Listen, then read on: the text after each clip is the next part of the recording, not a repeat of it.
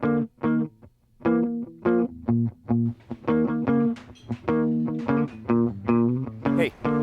welcome to the show. You know, a couple of years back we did a show in Chinatown. I want to revisit this. Since 9/11, Chinatown has really been one of the parts of this city that's gotten hit. Hasn't really recovered well, so we could have done a Chinatown in Brooklyn. Sunset Park is an amazing neighborhood. We could have gone to Flushing, which is really amazing. But I really wanted to stick with downtown Manhattan just to try and get people back down here again. So, you know, this used to be Little Italy. We're in the corner of Mott and Hester.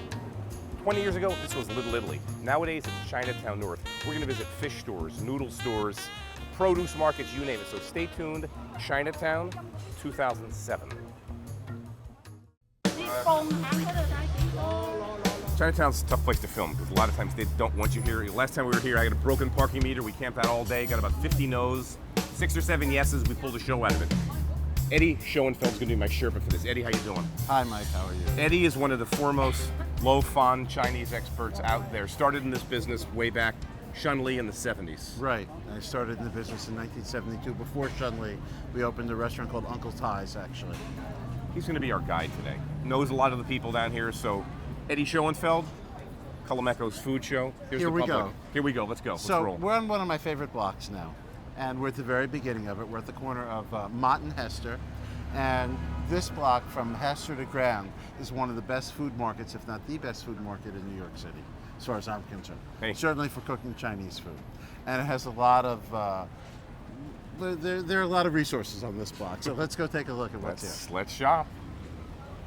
So there are a lot of different kinds of stores on this block, and one of the stores is just here on our side, and this is a store where all the different ingredients are dried.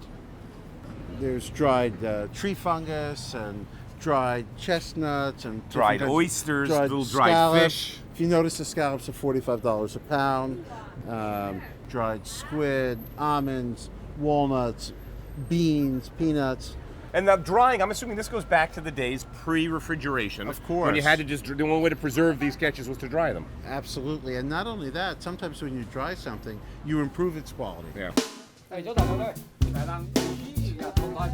All right, so here we are, an unidentified location. We're on Mott Street.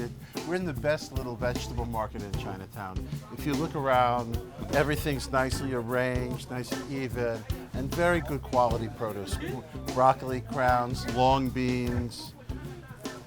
This we call no heart vegetable because the stems are all like straws. They have no heart. Great eggplants. What's this stuff? It's a good question.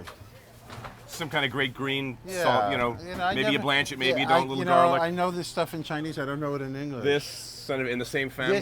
This is snow pea leaf. Snow pea leaf. Yeah. These guys? This is one of my favorite vegetables. This is Chinese celery. That's what it looks like, celery. Right. You see, and this is really the top part of a Chinese celery root. What about these guys? These are bitter melons. See these all the time. Right. And this is lufa, sigua, we call this. This is almost like a zucchini or Chinese okra, they call it. Eat the whole thing? You do, but you have to peel the outside. You see the ridges? They're very, very hard. And Chinatown is a great place to buy shallots. Ah. The best place I know of to buy shallots. I was surprised to see these here. Yeah, these are king oyster mushrooms. Beautiful mushrooms. Yeah, this is a big deal in Chinatown. $3.75 a pound. It's like cheap. Right. These, are about, in Chinese food, a lot of our cooking has to do with texture. These have very little taste, and they're all about the texture. And you can't use the very bottom, and of course the crown is almost like, 1% of the mushroom. Right. And you take these, you slice them, and you put them in the stir fry. Really nice item. These are called foie gras, or flower mushrooms. They're fresh ones. Before we saw the dry mushrooms that had the lines in the caps, these are the fresh versions of those. Wow, really? Yeah, very Deep, deep. like musky perfume. Yeah. This is like porcini This is really nice. for $3 a pound. $5 a pound. Ah. Wow. So one of the best parts about this market is Delfino, who's a Mexican guy who speaks, you know me, right? who speaks Cantonese. And how many years have you been working on this block? About 16 and a half. Yeah. So how do you call this in Cantonese? Moku. Mogu and Yeah. mushroom. Mushroom, yeah. And 1 pound, how much? Yeko samo pun. Ah, yeka sandra but. Okay, yito. Liang man se open. So only in New York, maybe Lima, I don't know. Liang man se open ka And toyo open. not too many places in New York where mushrooms are $1.35 a pound. And you get the Mexican guy that speaks Cantonese. The best.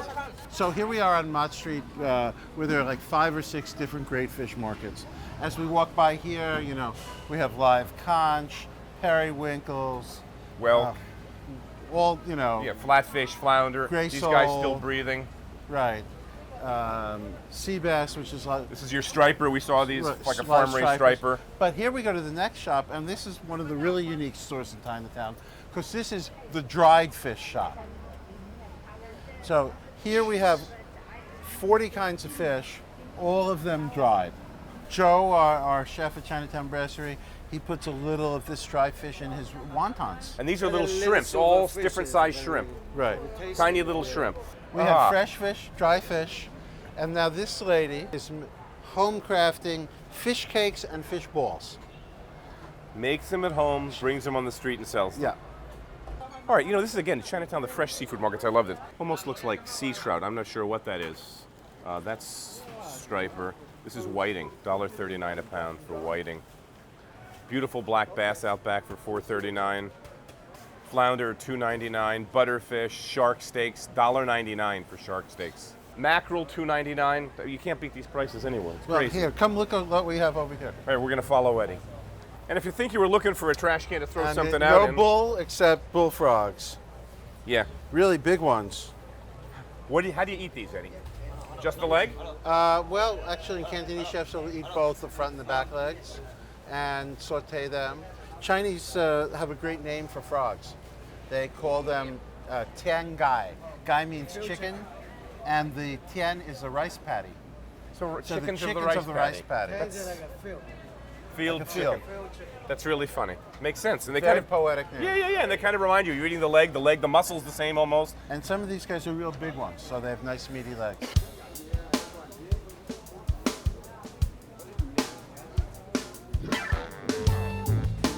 All right, we're just in Chinatown doing that little stretch there by Mott. It's kind of the northwest corner. We've moved north up Lafayette Street to Chinatown Brasserie. Great kind of newish restaurant, opened in '06. Joe Anga's the chef. You were discovered you were doing dim sum in Brooklyn, right? Yeah. And Ed discovered you. Ed kind of went to this restaurant. This guy's good. No, is that how the story goes? Yeah, it is. Yes, it is. So you got tapped. So here you are. So you're the chef, Chinatown Brasserie, doing this Cantonese style dim sum. We mix. We mix. What do we have today? You can do a little demo first. What do you have on the advance card? We try to do some dumpling, which is the basic dim sum at the level, and then we start to move on to different level of dim sum, Okay.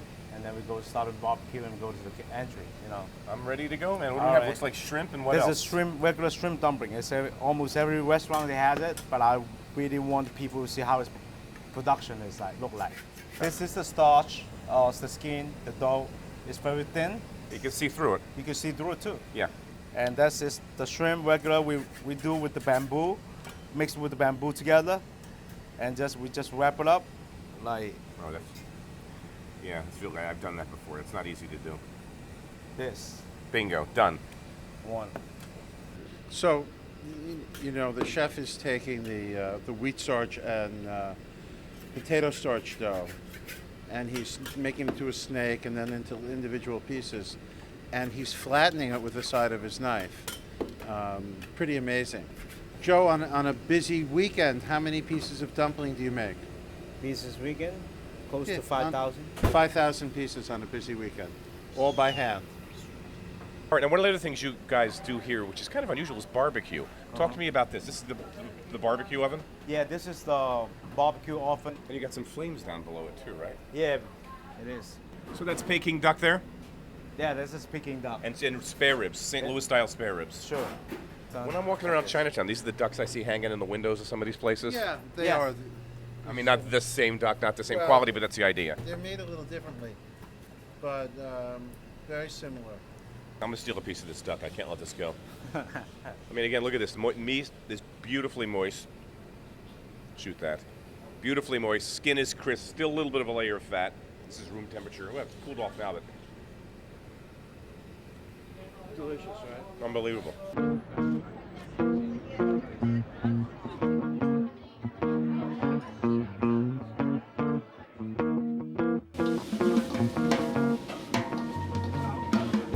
We are cooking the filet mignon with white asparagus. Right now in the kitchen, you can see all the ingredients in here.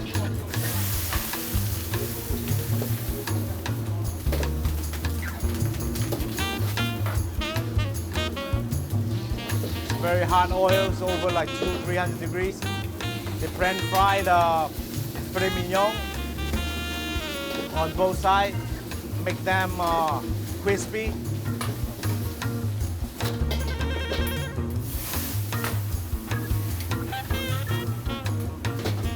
First, you just with the ginger, scallion, and garlic, and put little cooking wine in there, and soy, and little oyster sauce, pepper, and mushroom soy sauce. And put the filet mignon together with the butter, with the white asparagus, and wok fry for like 30 seconds. And put little potato starch and make that holding the flavor on the filet mignon.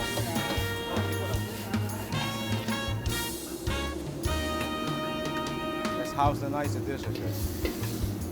And you can see, there is it. Here we go. Joe was doing those demos on that side of the kitchen. That's where the woks are. That's where those 50, 60,000 BTU burners are.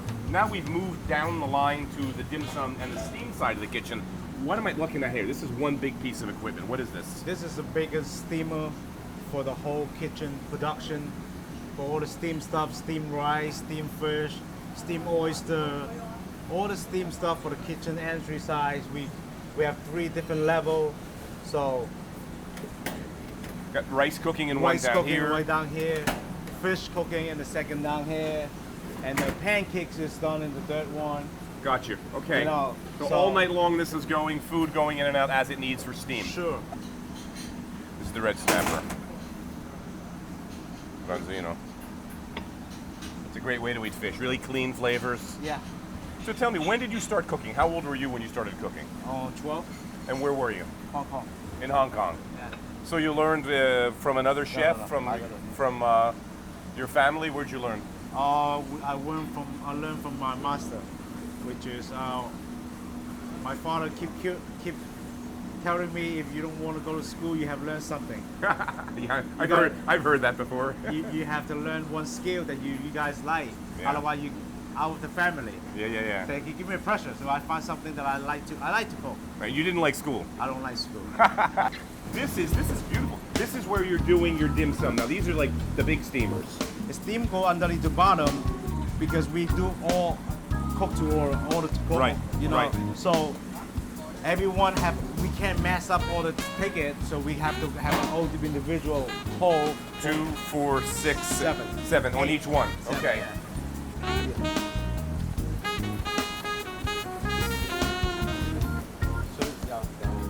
So the time is right here, the timer. So you set 5 the timer. minutes, 7 minutes. When there's rain, go. And again, look at the skin when it cooks. They're just transparent. Just beautiful skin. There's the vinegar. It's hot. Basically, Oh man. Hot. This is a duck with pickled mustard greens. Very simple, but very good. And in your hand? And this is actually General Cho's chicken. Beautiful Peking duck. Hoisin sauce, cucumbers, scallions, crispy duck. Thank you. Chinatown Brasserie. You know, got to give props to Ed Schoenfeld. He and David Waltuck, these 2 white guys, Jewish guys, that really just get Chinese food. You know, David Waltuck's the chef at Chanterelle. He does a party every right around Chinese New Year for friends and family on a Sunday when they're closed, and he just puts on this Chinese banquet. I'm telling you, if I didn't know where I was, I think I was one of the best restaurants in Chinatown. And Eddie's a great Chinese chef. I was going to try and get him to do this shoot for us. First time he was away, what sounds like. He doesn't travel that much. He was away in Nantucket. Now he's on his honeymoon. Happy honeymoon, Eddie Schoenfeld. So I'll cook. Joe, the chef down there, is great. Chinatown Brasserie, really seriously good restaurant. You saw why. I mean, great dumplings, great recipes. I thought I'd just do something simple. I'm not going to sit here and make dumpling filling or pretend I know Chinese cooking. I don't. That's why I live in New York and I go to Chinatown or places like Chinatown Brasserie. But a riff on, we saw that steamer. They had those 2 convection steamers or whatever, fancy steamers. And you saw a couple of fish dishes come out of that. And that concept, that clean cooking of protein, I'm loving it. I obviously lost some weight since the winter, and part of it was eating less. Period. Calories are down to where they're supposed to be. And then trying to eat cleaner all the time. Eat a lot less steak, eat more fish, eat fish that isn't fried. So steaming's really easy. And healthy. So here's what I thought we'd do. We're going to just do the simplest dish in the world. I'm going to get really nice bok choy cabbage. Rough cut it. Rinse it off once it's cut, so I know we don't have anything living in there on it. Little onion, little garlic, little ginger, some peppers. Sweat them out in the pan. Add the bok choy. Put the fish right on top of it, put a lid on it, and steam the fish right on top of the cabbage. We're going to take that fish out when it's done. Fish is nice. I got this at the Union Square Market yesterday. This is a big, thick piece of sea trout, weak fish. This is off the head end. I cut the belly part off. Nice, big piece of fish. It'll cook up nice. It'll flake nicely. This will steam right on top of that whole mix, which has got real simple flavors. And then I'm going to finish it kind of that typical Chinese-style little fish sauce, a little bit of nyok man, which is that fermented kind of anchovy sauce, little oyster sauce, touch of soy sauce, touch of lemon juice, fresh sprigs of coriander on the top of it that don't even get cooked, because I just love that taste of fresh cilantro on top of fish, and rice to start off with. So we cook in real time always on this show. First thing we're going to do is the rice. I've got jasmine rice. We're going to put that in the pan, 2 to 1. So I didn't really measure anything. It's just visual. Here's jasmine rice. This is going to go in a pan, twice this much water, bring it to a simmer, put a lid on it. 28 minutes later, I should have that done. The fish will be done, and we'll be eating. So let's do the rice first. All right, I've got my rice here. I'm just going to put a little oil in the pan. Don't ask me why. The Chinese are all laughing at me already. We'll put the rice in. No seasonings, and just let it saute a bit. Then we saw how much visually, 2 to 1. So I saw the rice was there, water. I'll be back in 1 second. In goes the water. Give it a stir. As soon as that comes up to a simmer, we're going to cover it. And it shouldn't take long, and I'll put a pinch of salt in there, not much. As soon as that simmers, lid goes on. Lid, set our timer, and it'll be ready in about 20 minutes. All right, this is bok choy again. This is from the Union Square Market yesterday. And I'm just going to rough cut this and give it a bath under running water once it's cut. All right, bok choy is washed. We're just going to let it drain a little bit. I don't think I need all this ginger, but I kind of like ginger. It's good for you. Tastes great too. Just peel off the exterior. Cut it right down with the grain. That's the easiest way to cut ginger. We're going to need some onion in this. Figure about 1/4 of an onion. Clove of garlic. All right, a little hot pepper. Probably half of this will do. We're not going to sweat the technique on this one. Bing, bing, bing, bing. Garlic, done, done, done. Cilantro at the end. Check. I think we're ready. Meat at the stove. Just a little vegetable oil. And there was no sequencing there. Everything goes in together here. 1, 2, 3. We'll just let this start to wilt. We'll put some scallions in now, and then I'm going to put some scallions in towards the end too. And we'll use the whole thing. All right, they're just wilted. This is all I want. I didn't want any color. We're not looking for caramelization. There's a little liquid in here still. I didn't spin this dry. That's okay with me. I didn't lose any there. I got lucky. Now, lid, we're going to knock it down. Again, what happens with this lid, the judicious use of a lid when you're cooking does a couple of things. In this case, what I'm doing, why the lid's on, bok choy comes in, bok choy's raw, I don't have any color in the vegetables, I got a little water in that bok choy. I want to create a little bit of a steaming environment right now. That steam, because the steam can't escape, the water becomes 212, becomes steam. Steam can't escape. Increases the heat inside that pan because I've got a lid. Steam's not escaping. Moisture's not escaping, so that combination's cooking my bok choy down. It's really kind of knocking it down, so it accelerates the cooking. I usually don't saute vegetables with lid on the top. In this case, bok choy is a tough cabbage. I want to knock it down in volume a bit, so I'm fine with it. Get the steam effect guys in. Ready? Let's take a peek. All right. You can already see where it's gone down in volume, and that's the act that I wanted to see. All right, now, this crazy fish sauce stuff. Nyokman. Oof, kind of stinky, but I like it. Little nyokman in there. A little soy. Or something like soy. There you go. Throw that container out. And a drop of oyster sauce, because I just can't resist. Fish. Now we're going to turn the heat down a little because I don't want it cooking too darn hot. And I've already got the heat that I want in there. Now we're back to hurry up and wait.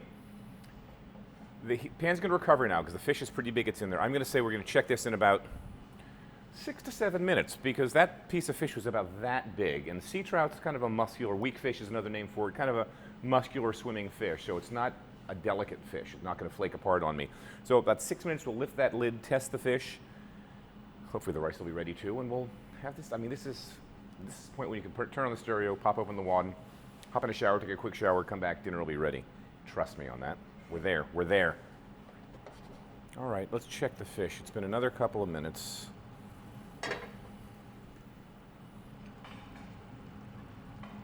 Yeah, she's done. All right. Now, real carefully, I'm going to get my little slotted spatula up underneath it. Let the fish sit here. Turn this up a little bit now. And let's reduce that liquid down. Still got some crunch in the bok choy. And this is just a little mix by eye of cornmeal and water. And I'm just going to put a few drops in just to tighten this up. And you'll see what happens immediately as it gets that glaze. I'm going to cook this out for just a couple of seconds. Put it on my plate, and I'll meet you where we're plating here now. All right, and so we're just going to do this like banquet style. Down goes my bok choy with all that fish sauce just bound up into it. The fish right on top. Lemon juice. Why? I don't know. I love fish and lemon juice. Just helps clean up those flavors. And I'm just going to get a big old sprig, couple of sprigs of cilantro. Put it right on the top. All right, I want to finish this, like I said, with just a little chopped scallion too. We'll sprinkle some of that across the top. Let me get the rice out. Yeah, I mean, that just, I don't know. The heck do I know about Chinese food? It looks good, though. I'm liking this. Let's just check the fish out. All right, see that flaky? I'm in the light. See, it's just cooked. When fish is cooked like this, it's almost like custard. It's really, really moist. The protein's just set. Yeah, that fish looks beautiful. I could live on this stuff.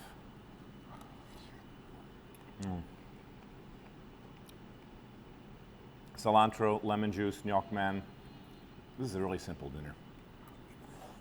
So, how easy is that to do? I mean, from the time I started chopping to the time we were eating couldn't have been 30 minutes. Wasn't. We were waiting for the rice, to be honest with you. So, this is in Chinatown Brasserie. But it's close, kind of close to some of the stuff that he does. And the idea of steamed fish. Again, he's got that steamer in there, that custom-made double-door steamer that was just great. As soon as I saw him putting that fish in there, I thought, wow, I got to, that's brilliant. Great food there. He's a really, really talented guy. I wish him luck. Ed Schoenfeld, wish you would have been here to do this because you would have done a lot better job than I did in interpreting Chinese cuisine because you can really cook it. But, I was weighing it. Worked to me. Trust me, that's tasty. See you next week. Thanks for watching. Eat well at every occasion. You know the drill.